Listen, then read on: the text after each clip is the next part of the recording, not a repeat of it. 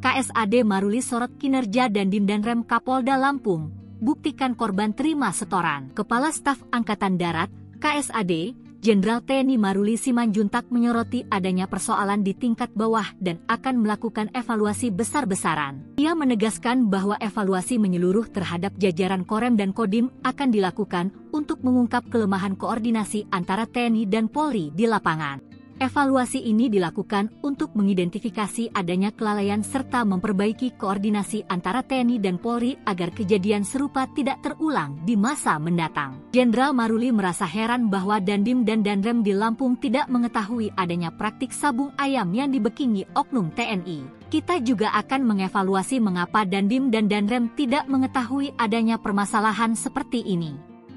Ini mungkin ada 1-2 anak buah yang bandel, tambahnya. Sementara itu, Kapolda Lampung Irjen Pol Helmi Santika menegaskan, pihak yang menyebarkan isu adanya setoran dalam kasus penembakan 3 anggota polisi di Wekanan harus dapat membuktikan tuduhan tersebut dengan data yang valid. Helmi menanggapi maraknya unggahan di media sosial yang menyebut dugaan setoran sebagai penyebab insiden tragis itu.